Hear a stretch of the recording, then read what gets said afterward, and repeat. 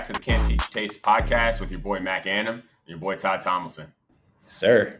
It's good. It's good, man. Not much, man. There's too much going on right now. I don't think we have enough time today. You know what I mean? We don't. We'll try to get through it, though. But a lot on NBA front, NFL front, college. A lot to get to.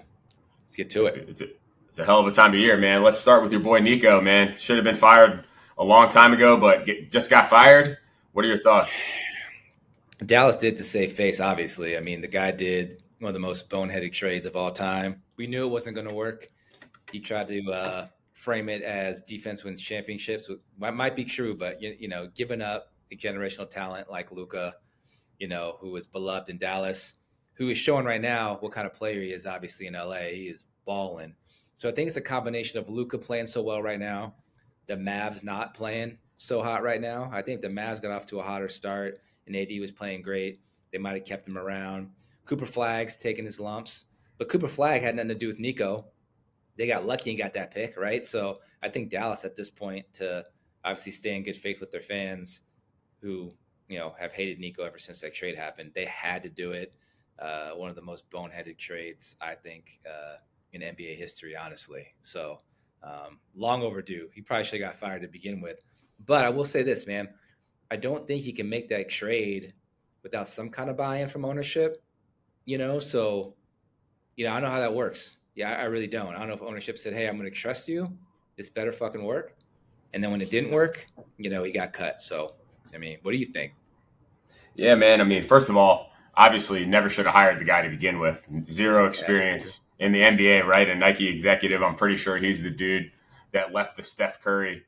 I think he actually left Kevin Durant's name in Steph Curry's presentation when Steph bounced on Nike and went to Under Armour. Part of that was because they wouldn't give him a signature shoe, but I'm pretty sure Nico was the one in charge of that. So if you messed up Steph Curry, they hire you to be the GM. And obviously Mark Cuban hired this dude, right? Mark Cuban was still around. What I will say, though, is if he isn't the guy that created the trade, then somebody else has need to roll. Obviously, the ownership can do whatever they want. But if you told me you were the GM, I'm gonna trade Luka Doncic for Max Christie and AD, there's no way I would let you do that. I'd fire you for that. So it's crazy that he even made it that long. Obviously, look, I was a proponent not of the trade, but of the fact that Dallas, had they stayed healthy last year, would have made a run just because they're deep 3 7-footers with AD, Lively, Gafford. Obviously, you had Klay, who wasn't playing great, but better, PJ, and then obviously Kyrie. But when AD went down, Kyrie played too much and got hurt. And so, to your point, I think AD's played half the games of the year. Who would have guessed, bro? Are you surprised, bro? It's crazy. Bro. It's like you knew this. You knew how the story was going to end, man. It's not rocket science. Yeah, he was peak AD in the bubble, and that's about the only time he's been peak AD since. You know what I mean? Where he's around, where he's a top 5, top 7 NBA player if he's healthy. He's just not healthy. He's better than Embiid, but not by much. And now, obviously they're what are they, 13th or 14th in the NBA or in the East? Or in the West, they're 3-8. Dude, that's not it. Obviously Cooper Flagg, to your point, he's averaging like 15-8 and 2 or 3. He's not shooting the ball super well, but he's doing about what you would expect him to do. Obviously, if he was on a shitty team, he'd probably give you 22, take more shots, but I don't think he can't. I think part of the thing was I don't think he was going to come in shooting well. It wasn't his strength, right? So I think he'll get better. So I think at this point, if I'm Dallas, dude, I don't want to say tear it down, but you got to build around Cooper Flagg now, right? You got an aging AD, you can't stay healthy. Kyrie, as great as he is, hasn't been able to stay healthy either. So you got to start looking to the future. And I think if you're looking to the future, you need a GM who you think are going to make the right decisions. Obviously, it's not Nico. And the biggest thing is, and I kind of felt like this last week when the Jets traded their players, when you draft a guy and he's homegrown and you hit on remember, Luka wasn't a first pick. Like Marvin Bagley got picked before Luka. You nailed the pick, generational superstar. You have him in the building. You've helped develop him. You can't let those players walk, man. You can't. They just did it with Sauce and Quinnen last week. That's another story. I don't mind what they did as much in a much different place, but that is that's rough, man. To be a Dallas fan and have to watch Luka doing what he's doing now is rough. You got Cooper, man. I think he's gonna be a great player down the road, but now you're almost in like a rebuild. You got a lot of aging players who aren't healthy. So well, you can get a lot still if you do it right for AD and Kyrie. So you got to do it. You can get a bag for them, a big bag. You could probably get some young talent on top of the fact you get some picks back, and obviously, right. And then also you have Klay, who's, I mean, he's lost it, man. It's just gone, and shooting doesn't go, but this is gone, man. And Meg Thee Stallion just finished him off. That was the last piece, bro. Like, she put the fork in our she boy. Did. It's tough to watch. See it. It is. It's tough to watch, man. You're not gonna get shit for him, but it's Klay, one of the all-time greats, one of my favorite players ever to watch. He's done. I don't think you can even play him at this point. But to your point, I would get picks and young players for those guys. You might not be competing this year, but you can be exciting, and you have the fan base give them something to be excited about with Cooper, Flagg, a couple other young pieces that they can start getting behind. I think that's the move, but we'll see what they do, man. They just knew that Nico wasn't going to be the guy to get him over the hump. Well, you got to blame Nico and Luka's averaging 40, and the Lakers are, they're not winning 7-game series like that, but they're beating people. I mean, they could beat anyone in a given night if someone's giving you 45. So yeah, he's a guy you build around, man. And the Mavs are 3-8, and they're just like, I can't believe you traded this dude. He's in shape. He's hitting every shot. He's having a good time. The fans love it. Him and AR are playing well. Like, he's, making the team way better than it should be, right? LeBron's sitting on the sidelines expecting them to lose, and they're winning. And then you're looking at your team getting beat by everyone. You got to do something. Yeah. They should have fired him last year. But I mean, maybe what he needs to do, because he ain't getting hired in the NBA anyways, he needs to get on an interview, hop on Gills or whatever pod, and just tell everyone what really happened. You couldn't come on here. Come on here. Come on, bro. tell everyone why, though. You can't have actually thought, okay, Luka's overweight and he's drinking beer in the locker room. Yeah, we should probably trade him at 26 for fucking Anthony Davis and Max Christie. It just doesn't make sense. There's just no way. He's giving you 40-point triple doubles. I don't care if you have a six-pack before the game, bro. Dude, he took him to the finals. Granted, they had a good draw, but I mean, that team should never go to the finals. Yeah. So, that's not that far removed. One thing I will say for Klay, man, obviously Book just came out and said, there's something to be said to be loved by your city, right? Mm-hmm. Everyone loves Book. He's the golden child. I mean, if Book decided he wanted to leave, the Suns would owe it to him to trade him wherever he wanted to go. But he wouldn't have the vibe that he has anywhere else. Like, KD doesn't have that vibe anywhere. Bron might have it in Cleveland, maybe. Doesn't really have that vibe. Steph has it, and Klay had it. And obviously the Warriors didn't want to play him. I mean, I wouldn't play him after that game where he was 0 for 11 in the play-in game. It was bad, man. And he's doing that now. So if I'm him, man, obviously I read something that said he wanted to buy out so he could go play for the Lakers. But it's like, what the hell are you going to do on the Lakers, man? I would go back to the Bay and just be like, yo, I'll take the minimum, and anywhere I'll work, and anywhere you see fit, like, I'll fill whatever holes you want. I'll play defense. I'll do whatever you want me to do. But you're not going to be what you were, because it's in your head's gone, man. And I hate to see that. You never want to see someone like that. You have Ronaldo, LeBron, Steph playing, into their, to 40 years old plus almost. Yeah. And we're not seeing that with them. And it's hard to watch. And I don't want to see it. And I loved Klay for so long. Still got love for the dude. But I hope that I don't want him to retire. I hope that he can have a little bit of a stretch before he retires that's a little more formidable. But enough of that sappy shit, man. The Mavs have a lot of pieces, and they need to make trades, and the West is so deep and tough. I mean, people are going to want Anthony Davis. People are going to want Kyrie. So I guess it was long overdue and not surprising. But Nico needs to tell his story, unless that is the story. That's his idea, and he didn't like Luka. But it's crazy. I mean, maybe I'm with you. I want to hear what he has to say. That's interesting. I'm fascinated by the story behind it. It's such a bold trade, man. Like, when it happened, no one believed it. Like, it was that left and that crazy that there has to be something, right? It's got to be. I don't know what it is, but there has to be something there.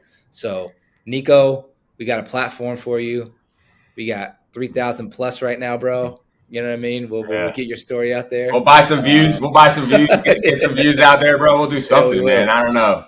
But what I was gonna like too is the only other thing I could think, man, is obviously like him and Cuban were tight, right?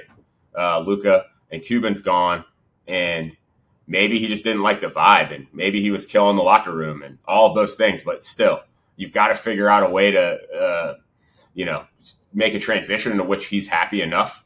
You can't just trade him for Anthony Davis. And look, if Anthony Davis was healthy and Kyrie was healthy, we wouldn't be having this conversation. Even if Luka was scoring 45, we still wouldn't, because they would be winning games and they'd be formidable and they'd be good and they'd give people fits. Also, shit, you might as well trade Gafford too. Keep Lively, trade Gafford. Lively's young. You get a bag for Gafford too, man. You could probably get a first round pick for Gafford, honestly, because people need. I like Lively and Coop. Yeah, you keep those guys. You probably keep PJ Washington just because you need fucking somebody. You know what I mean? But definitely. So anyway, well, it'd be interesting to see what the Mavericks do.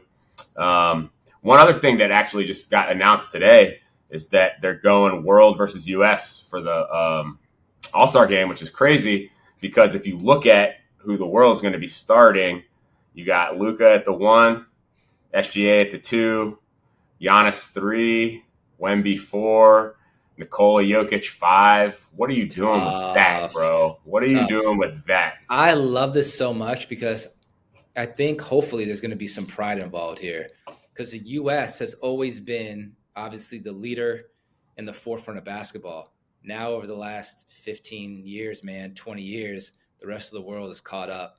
And now it's like a pride thing. It's always been the U.S. had all the best players. But now you look at the league, you named all those guys you named right now, not born and bred on our soil. So I hope this creates a competitive spark in the damn All-Star game, because it's been dead and I hate watching it, and it's lost its luster. So I hope that the U.S. guys, have some pride here and try to show the rest of the world like we are still the cream of the crop in basketball on the globe. And it doesn't matter if you band all the other countries together, all the top talent is here, but fuck, it's going to be tough. That is a squad. So I'm trying to think right now. You tell me. Let's talk about it, right? Who's going to – I mean, it's early to tell, right, because the starters are going to be depending on who plays, the best from now up until – It'll be Book at the 2 probably, or 3, Ant at the 2, Steph at the 1.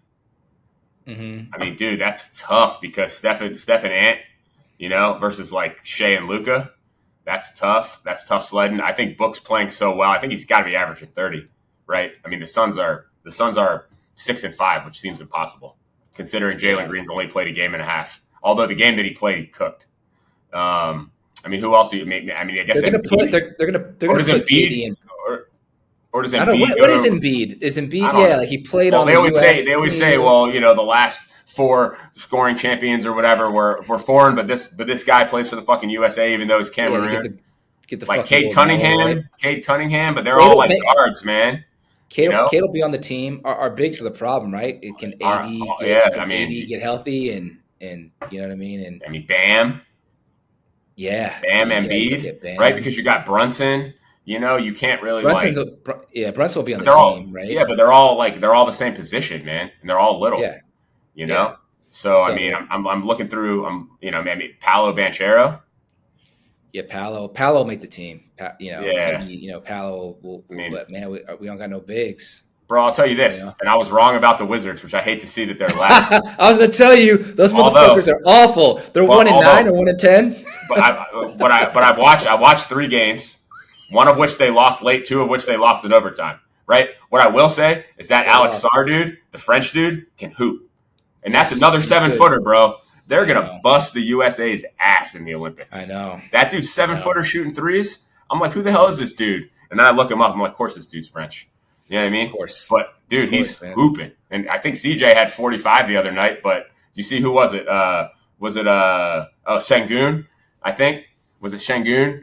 Or it was somebody like was bodying CJ, and CJ like stopped him and just like talking shit. He balled out, but I mean, damn, and I hate to see it. Couple balls bounce this way or that way, but I missed on that one. Maybe they'll creep back in, but doubt it. They stink. Though. Fuck, man. But I'm hyped for that, man. I think it'll be good, and hopefully they have some damn pride. I hope he gets chippy. Dude, they're getting smashed, bro. I think Is the United States even going to show up to that, and or are they going to treat it like an all-star game so they don't get smashed? Well, that's the thing. I think the world team is going to come out and play. I think they're going to have some pride. If the U.S. comes out and they're too cool, right, and they're just kind of jogging up, they might lose by bullshitting 50, and bro. stuff. Yeah, so I mean, I hope there's a build up to it, and there's some trash talking to it, and that there's some stuff put on the line. I mean, it's crazy. It's almost got to be the point, because I don't know who's going to coach, obviously, each team, but it's almost like we're going to come out and play hard, and if you don't want to play hard, that's fine, but you're not playing. So we're coming out here to win. But man, it'll be interesting. I think the only thing that gives me hope right now with USA basketball is the freshmen and what they're doing right now in college basketball, which is another story. But if you look at these boys, man, Patterson at Kansas, AJ DeBanza, Mikal Brown, Koa Pete, Boozer. I mean, they're the best players in college basketball. They look like they could be in the league, man. These guys, man. Homie from Louisville last night was cooking. Mikal Brown, man, is a special talent. I love his game. I was telling you earlier, he's like, to me, at this point, as a freshman, a more skilled Devin Booker. Just he's an assassin, man. A smooth operator with a smooth jump shot, can get to the basket, finish with either hand. He's a lot of fun to watch, man. He had like almost 30 last night against Kentucky. But there again, and the same token, there are some boys out there from overseas playing in college right now that are good too. But it's interesting, dude. I think that, and again, I could talk about this for forever. Like AAU basketball and basketball in the United States has fucked everything up. And the way these kids are being coached and trained, it's way different. Overseas is about skills, ball movement, right? Playing as a team, playing the right way. Out here is all about bag work. The AAU circuit is bullshit. These kids are getting coached terribly. These fly-by-night skill trainers that they're going to see. And that's why USA basketball is not what it used to be, man. But again, I'll get off my soapbox, but I could talk about that for an hour. No, but you're right, bro. Like, honestly, the game's so different, and people need to run an offense. They need to play their roles. They need to move. They need to play defense. And that's not what they're doing. It's all about they want to hit a couple crosses, a hezzy, and a step back. And that's not what they do overseas. And that's why, they fit, the European players fit so well. The overseas players fit so well into the game today. You know what I mean? Because that's just the way the game's played. When you watch the way the Lakers play is one-on-one USA basketball, right? It is. Even it's Luka and it's AR and they're cooking, but that's a really hard thing to do. And it's not, you can't plug and play. Like, look at it, OKC, bro, or like a good Warriors team when they were really good. You're just plugging and playing. You're just plugging pieces in.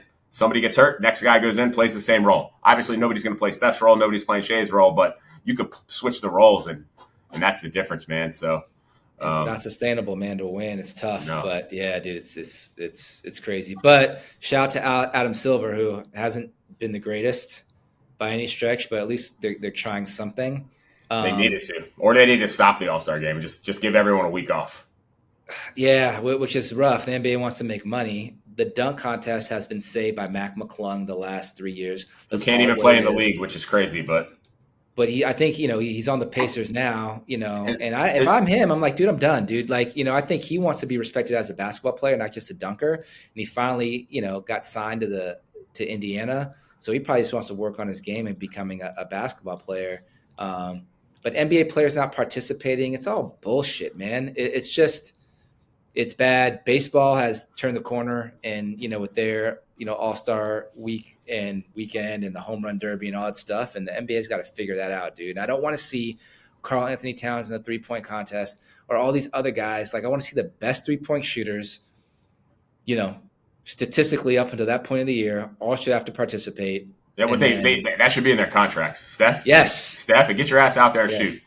Yes, right? The best 3-point shooters, And shout out to Steph. I mean, Steph, has done it, and not only that, but Steph went and did something, and I'm sure he could have made himself look crazy. Exactly, and he didn't have to do that, but he went out there and he said, "This is a lose-lose, or there's no way I can win, even if I win." And he's gonna go out there and shoot against Sabrina, and he went and did it, which I loved.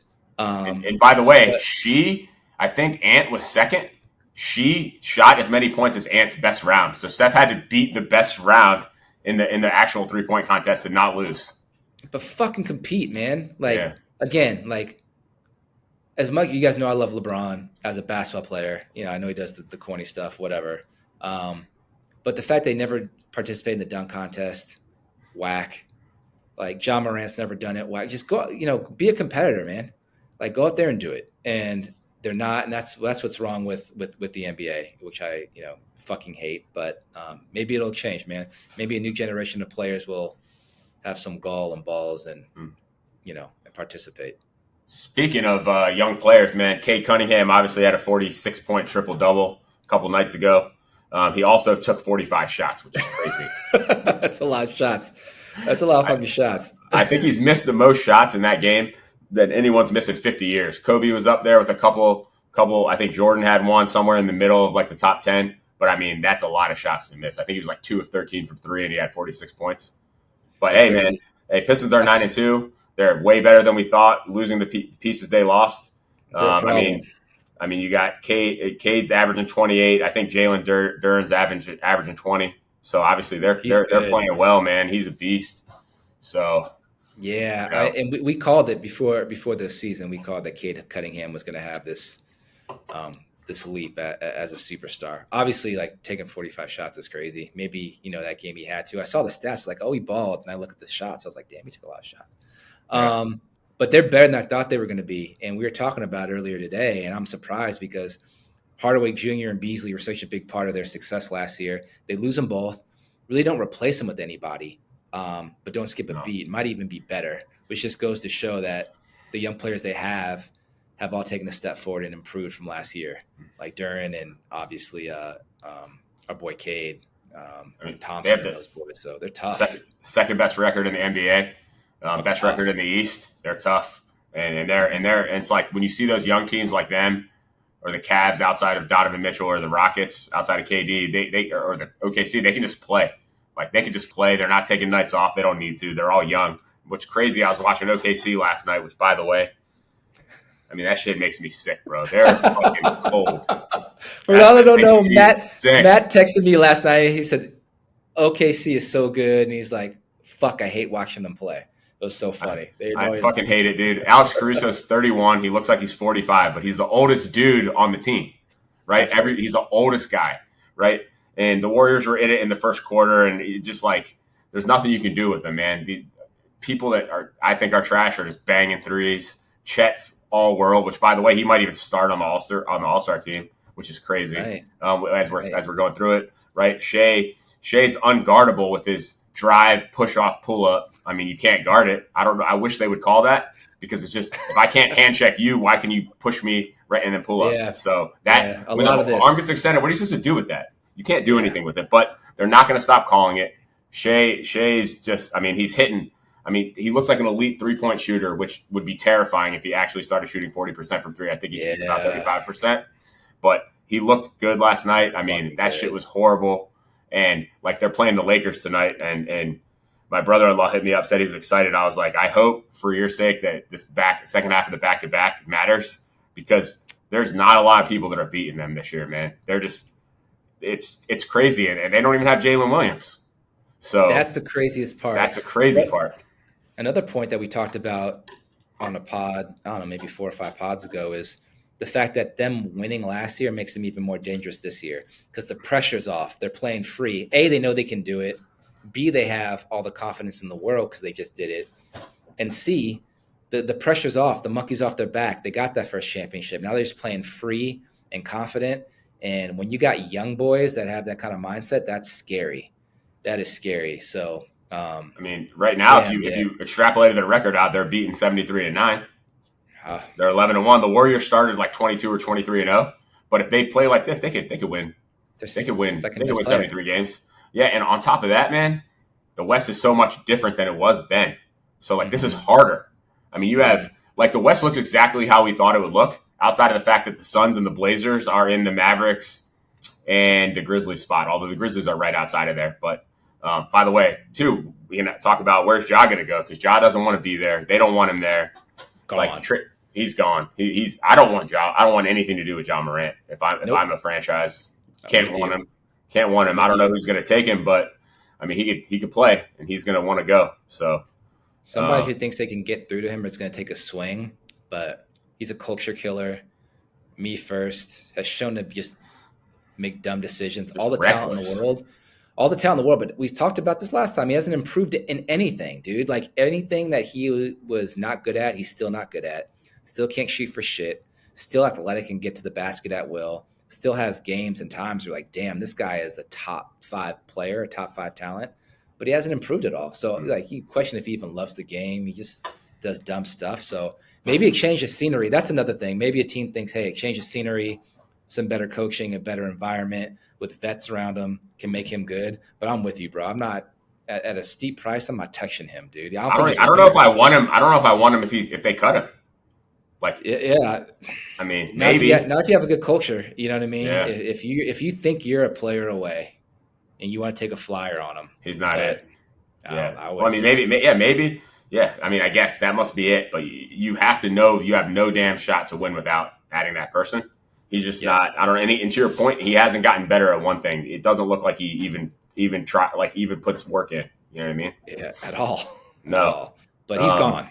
He's gone. He's out. Yeah. So there's a lot of movement that's going to happen before this trade deadline. I mean, we've got a while, obviously, till February. But Clippers again, should be one of the best teams. They stink, but they're also injured, which is normal because they should be injured. Your boy Russ looks. Is good. I mean, I love seeing it. Russ hoops, man. He's crazy, bro. It's crazy. If you look, I saw a crazy stat though. If you just look at like what he's done since he's been in the NBA, statistically, and like what he's done, over his career, and the stats that he has over other great players, it's wild, man. The rest is Sacramento isn't a place I'd want to be. No. Well, they're about to supposedly dump everyone. Sabonis, DeRozan. Too. They need to, man. Yeah. No, I mean, Sabonis is a huge piece that teams can add. He can hoop. He can play. Hoop. He can play. He's an unselfish player. He can rebound. I mean, he's got the European game, and he's also a dog. You know what I mean? He'll also get physical and get down there and get in people's faces and stuff, what you need. I mean, I'll take him. I'll take him in a second. I don't know how we get him, but I know Sabonis will be a huge add because the Warriors they're playing Quentin Post, they're playing Horford, and it's just you need a real big man down there. I don't know if you got picks or what you got. Do whatever you need. Not all the picks, man. I think we have almost every first round pick. Just dump them all. He'd be great. Yeah, he'd be great in a lot of places, man. Also, dude, but as a surprise, with Golden State, I'd like him. I'd like him at Golden State.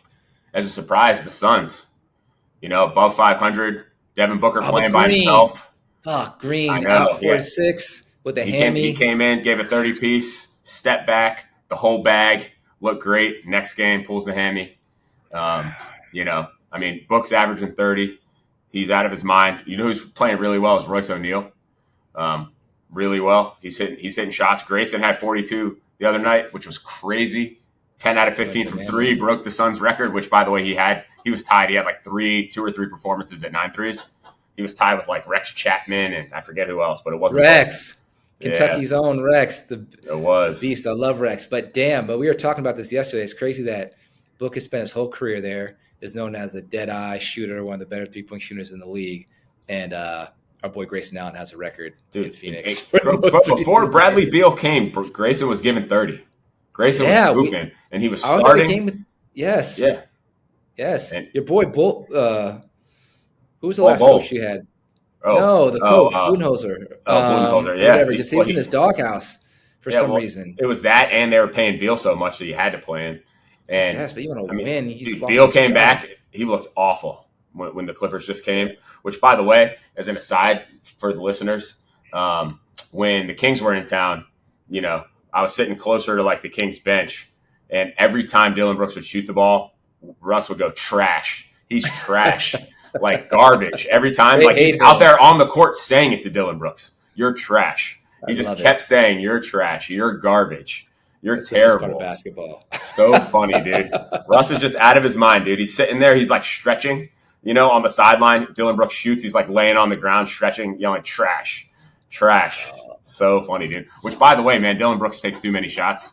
Way too many shots. He's way too confident of a shooter. He's had games taking more shots than Book, and that can't happen. Yeah, no. I mean, I don't know what they're going to do with him, but I mean, honestly, they also have 3 7-footers. They don't play Malawatch.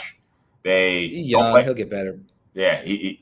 By the way, Derek Queen was cooking at the end of the game. Was he? Because that's one thing that the Pelicans that are getting a lot of heat for is trade up to get Derek Queen. They get up a lot of assets to trade up and get Derek Queen, who wasn't doing a lot to be. Well, they're not playing him really. He only played in garbage time. That's what I'm saying. So, but he was going at Malawach, at him into his chest, talking shit to him, he wanted it. He was there for it. Good. I mean, they need to let him play. He kind of he looks so young, and he almost has baby fat on him. It's weird, you know what I mean? He doesn't look grown up. He looks like a kid. Chubbiness. I think he has big ass kid, bro. Yeah, he's a big ass kid, man. I mean, but he wanted it. He wanted it though. I can tell you that he was there for it. That's another team that needs to just offload. You got to offload Zion. It's not working. The Zion thing, it's not. Yeah, Zion and Jordan Poole sitting there in their street clothes just chilling. And Trey Murphy's a good piece. You might just want to trade him too, man. He's a talented that you can get a lot of people for. You got to tear it down. That whole build around Zion, it's just it's over. It's time to rebuild. I think Jeremiah Fears is a good guard. He could be good. In a couple of years. So I think what was weird about him is they started him and then he played all the way through garbage time. I've never really seen that. He played all the way through garbage time. There's this dude on their team. Oh man, this is gonna sound stupid. I didn't know who he was. Is a foreign dude, Matkovic. He was a big dude. He was just yamming on people. The first one he came with this windmill down the baseline. Right, everyone got out the way, and then after that, the next time he came down 2-hand, I mean, they might as well just went and sat down. They didn't want any part of it. Yeah, he was hooping, man. He was playing D. That dude, he's like a bigger Denny Advija. That's my boy right there. I would love him on the squad. That's another guy that's going to be on the All-Star team, bro. Yeah, I mean that dude hoops. Yeah. I mean, good. Yeah, I mean there's a lot of them, but they're all 6'8".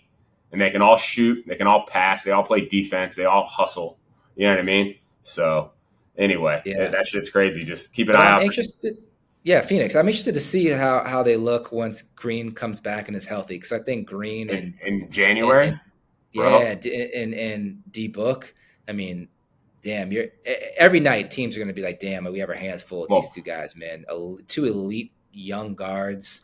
Then if Grayson Allen can play well and Mark Williams and starts to get better. I mean, that could be a team that can surprise some people. It's more fun to watch the Suns this year than last year, which is weird because you had expectations with KD, and it just you were always kind of disappointed, even if they won, which they didn't win a lot. In the beginning, they started the season well, but now it's when Book's giving 30, Jalen Green's playing well, or Grayson's going crazy. Royce is shooting 4 out of 5 from 3, 5 out of 6.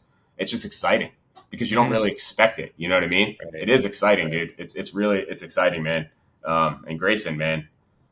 I mean, that guy. I mean, I wouldn't be surprised if that dude starts over Dillon Brooks at some point.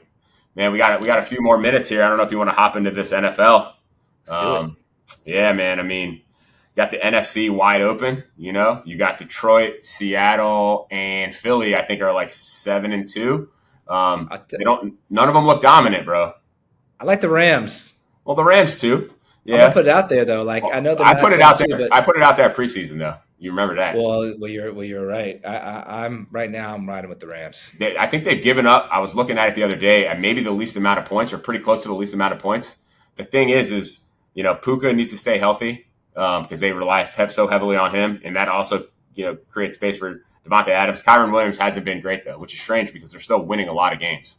Right, but when you look at it, maybe it's the Rams. I don't know. But when you look at it, there isn't a team where it's the dominant Chiefs of 5 years ago where you're oh, okay, this is what's going to happen.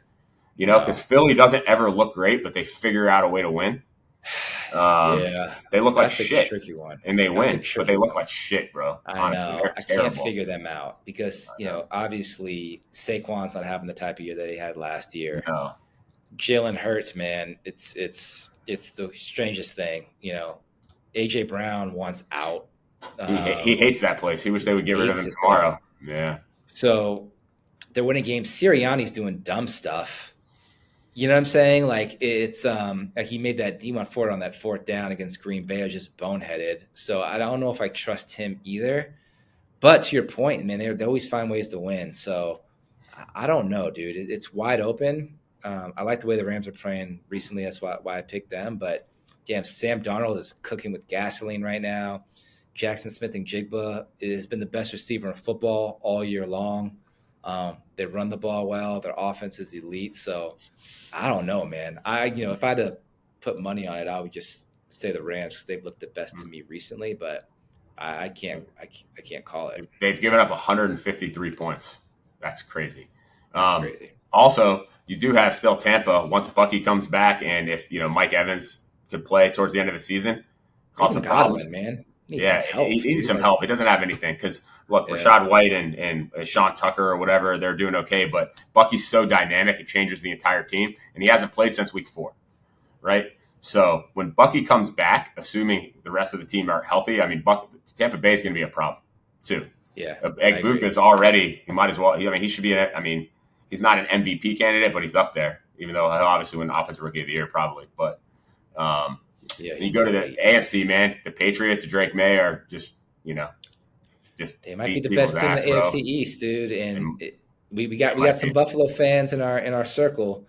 They had an opportunity there, like I said last time, for the last 5 years to do it while the Patriots have been bad, and now the Patriots are good again. It's fucked up, but the Patriots are good again. You got Drake May, who could be the MVP, bro. He's the MVP today. And I hate to say it. It makes me sick. Vrabel is a hell of a football coach. He's better than Sean McDermott, so they have the better coach. Josh Allen's still better than Drake May, but Drake May is elite, and he is really good. He doesn't have a lot of help either. He's just beast. And they're balling. They got help in the trenches. They're building that thing out. So yeah, man, it's tough. My boys got them tomorrow night, and it's gonna get ugly most likely. But yeah. The Patriots are. They're at least at home, no? They're looking good. No, it's in. Oh, damn. Yeah, dude. I want to turn that shit on, Doc. It was like the Raiders last week. Although the Raiders were close, but they still, they're not going to win. The Thursday night games need to go away, too. Gruden keeps calling for that. It's cool that there's a game on Thursday night. The home team has such an advantage. Shit, they should make them play in a neutral area, bro. Because it's so unfair to have a road Thursday night game. You have also no time to prepare. It's bad. It's really bad. Start just putting a really good college football game every Thursday to give people something to watch, man. But the NFL, it's too hard to your point. Unless you time it where it's always after a team's bye or something, and it's neutral. Right. It just needs to be more fair. But it's not. The AFC North stinks, and I think Baltimore might win it by 2 games. Which is crazy. I think so too. Which they're so lucky. But if they get hot. They still haven't looked great even with Lamar, but if they get hot and figure it out, I wouldn't want to play them. Derrick Henry will turn back around at some point too. Yeah. I'll say too, outside of Drake May, Jonathan Taylor, only because the Colts are stacked, but Jonathan Taylor's nuts, out of his mind, absolutely out of his mind. Yeah, almost like none other, man. You have to look at some of the years, like that one year that Danny and Tomlinson had, or the Adrian Peterson year. Even to an extent Saquon last year, but this is one of the best years ever by a running back, dude. He beat me by himself in fantasy. In fact, the last run that he had, which is an 83-yard touchdown plus the touchdown, so that's 14.3 plus the 5-point bonus. It's a 20-point play, and the game's over. He's just a beast. I had him in one of my leagues, man. When that happened, before the games, because it was an early game, man. Before the slate of games even started. Oh, that was the 6:30 a.m. game or whatever in Brazil. Yeah, so that shit was got to see my boy Sauce in his new uniform. He got cooked by Drake London on that. He did. Drake London, he did. And I don't get it because you're saying, Sauce is going to follow the best receiver. Drake London had over 100 yards receiving, a touchdown, and a 2-point conversion. Oh, that's why you traded for 2 first-round picks. Exactly. And this isn't a Jet podcast, but I'm just going to say this because it was a big storyline last week. Why would you trade Sauce? And at first I hated it. But then I realized, I love Sauce. He was a really, really good corner. But we were paying him to be great. We were paying him as the number 1 corner in the league. He was really good, but he wasn't great. We were paying him to be great. He never turned the ball over. He had 1 interception in his career. He never was able to locate the ball and create turnovers. A lot of handsy penalties. He's a great player, but if we can get we're fucking, we're 1-7 with him, right? So yeah, what's the difference, right? So if you can rebuild and we need a quarterback, so we're getting all this draft capital. We got 2 first-round picks for him. We got mad first-round picks.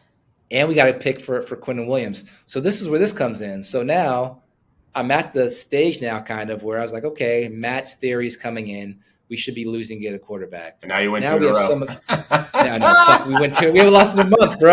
Yeah. That's some bullshit. But we have so much draft capital now that we could probably find a way to either trade up to get somebody. So it's not as crucial to where there's someone if you want. Yeah, it's only 1 first-round pick. Like, damn, we got to lose. So anyway, that was an interesting game.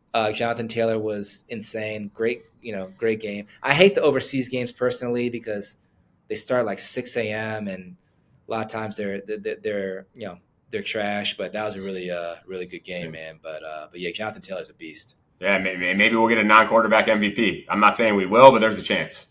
We haven't had one in a minute. What about your boy from the Giants getting fired, man? Just ruining Jackson Dart's career at the same time trying to.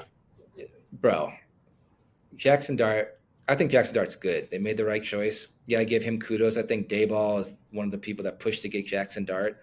Why are you running him? This guy has gotten, I think he's won concussion protocol 5 times this year. He's only got diagnosed, I think this is the first time, but why are you running the kid, dude? Designed runs, like, come on. You can't, the way he plays. He's going to put his head down. It's just not the way he's wired. Why are you putting him in harm's way, right? So I think that the brass is looking at it like, Daboll's going to kill this kid. We got to get rid of him. And they're not off to a good start anyways, but I like Jackson Dart a lot. But sometimes you got to save him from himself, and Daboll was just putting him in the fire like every other play. So many design runs, he's not going to slide. He's a competitor. Like, yes. Keep protecting. Right. You got to, especially when you're not going to win. It's not like you're talking, week 16, you need to win this game to stay in the wild card hunt or something like that. You know what I mean? So obviously Neighbors is hurt, Scadabo's hurt. Like, just let it ride, man. And just hopefully, Jackson Dart can fucking live to see next year. You know what I mean? Yeah. Cause you got a good one, man. The kid's got, the word swagger, but he's got swagger. He's got moxie. New York isn't too big for him.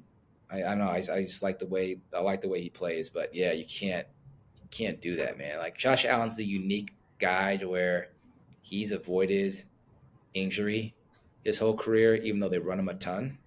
But Jackson Dart isn't that, man. He can't have the guy put his head down. You got to save him from himself, so he had to go. I mean, he's also built like a defensive end or defensive lineman that Josh Allen is, but he also gets out of the way, man. He's not like he'll fight, but it's like in a different situation. He's not going full speed into the linebacker. He's not going to do it. He's smart. Yeah. He's smarter, but it's still just crazy to me that he's ran so much. And even Derrick Henry will get hurt at times, but Josh Allen stayed healthy. So kudos to him. Yeah. Last thing before we go, you think they're saying like, the Steelers haven't won a playoff game in 6 years, and that's obviously, it's like first world problems because you've made the playoffs 6 years in a row and you just haven't won a game, right? So it's like, what are we talking about? But it's probably that time. The problem with the Steelers now, though, is they've done the same thing that you shouldn't do, which is constantly get these bum ass washed up quarterbacks because it's not going to do it. It's just not. It proves itself time and time again. Right? They could take Russell Wilson back. They could go get Geno. They could do whatever. It's not going to do it. So they win too many games. They're 5-4. They'll probably make the playoffs or have a shot. They'll win 8 or 9 games, maybe 10, 8, probably 9. And then what do you do? Because you're going to fire Mike Tomlin, but you're going to hire a new coach and not have a quarterback. What do you do then? It doesn't matter. It's a good question, man. I know a couple of Steelers fans, and they're just sick of the mediocrity. I think they're done with Tomlin. Not that Tomlin's not a good coach, but it's ran its course. I think you need a new voice in that building. It's been a long time. At some point, it has. It's too long. You need a shot in the arm, new ideas, new energy. And to your point, man, they just keep recycling old quarterbacks because it's like they just want to be good enough to make the playoffs and not like have this rebuild. But I don't think Aaron Rodgers is coming back next year. And he looks terrible, man. I don't know what you're gonna do, honestly, because you're gonna have a good enough record, to your point, always, to where they're not gonna be able to draft somebody, right? So I don't know. Maybe they take a flyer. There's gonna be some like quarterbacks coming out that had really high grades before the year, but like shitty years, like Drew Aller out of Penn State, or like Carson Beck out of Miami, who just haven't played well, or even Cade Klubnik out of Clemson. Like these guys who are all kind of projected to be first-round picks, but like played terrible this year. So maybe they take a flyer and turn a guy into a good quarterback. But you're in a weird spot, man. You have a roster that's just, I don't know, it's just kind of okay. But yeah, I think you got to just mutually part ways with Tomlin. You don't got to fire him. He'll get a job somewhere else, I'm sure, right away, and then start over. There's to be a lot of people that will like to take that job because they're really, really well-run organizations. So you'll be able to take your pick of a lot of coaches. Yeah, no, I mean, I agree. Tomlin will land on his feet if he wants to. He doesn't need to. If he wants to. I will say this too, last thing. Biggest game in Pitt for 20 years, probably since Larry Fitzgerald was at Pitt. Got Notre Dame at home.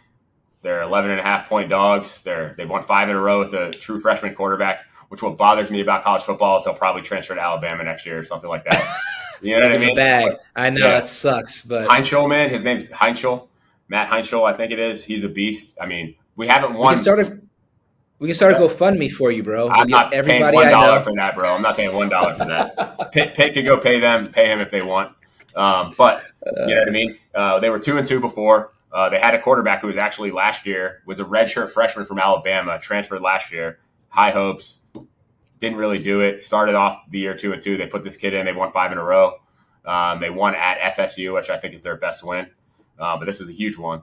And they got a shot at the playoffs, but they're not going to, not beating Notre Dame. No, what they are doing is they're celebrating the 1976 national championship this weekend, and they're bringing Aaron Donald back for some reason. I'm not sure why. I guess they're pulling every string they can to try to create enough emotion in that stadium, bro. I wish there was a way I could get to Pittsburgh. I wish it wasn't so far away. Too much going on. Call it. What do you think, man? Call it. They winning? Man, nah, they probably don't. They probably don't. I want them to. And I'm actually going to be let down if they lose. I haven't been let down by a Pitt loss in forever. I'm going to say they're going to shock the world. They're going to win. They can? I'll call it for you. I don't know if they can, dude. I don't know, man. Notre Dame's good. Marcus Freeman's a great coach. I know. And Notre Dame has way more talent top to bottom. They've been in the moments. They've played good teams. What needs to happen, though, before we go is every team should agree to never play Notre Dame in football and make them join a conference because it's annoying. It's annoying. I don't care. And all these Notre Dame fans. First of all, I don't know a Notre Dame fan that's ever been to the state of Indiana, by the way, or went to Notre Dame. I don't know one, right? Me either. And they're all like, well, we have our own TV contracts. Well, shit, go stand on the field by yourself then, because nobody should play. They're kind of in the ACC. Like when I was in Charlotte for the Bills-Panthers game, we walked by the ACC building, and there's a damn Notre Dame flag because they're in the Big East for basketball, or in the ACC for basketball. They used to be in the Big East for basketball, and now the ACC. They got to join a conference, man. They can't. They can't make it into the college football playoff if they're not in a conference. That's bullshit. Yeah, because it doesn't even make sense, dude. You don't have the same teams. You could. I don't know. But anyways, I'm with you. Yeah. But anyways, good shit. A lot of stuff going on. I'm interested to see the next couple weeks of basketball and football. There's crunch time in football, and we're gonna see. We've only played 10, 12 games in basketball, so we'll see how it continues. Does Oklahoma City continue to win? 95% of their games or not? They might. So. The big game tonight, OKC, Lakers, Warriors on the back end of a back-to-back after OKC at San Antonio. It's murderers row. Even though they didn't have a chance to win last night, so maybe they'll play better tonight. Steph barely played last night, so we'll see what happens. But, thanks for listening, and we'll catch you guys next time. One thing you can't do. Can't teach taste. Can't teach taste. Either you got it or you don't, folks. Peace.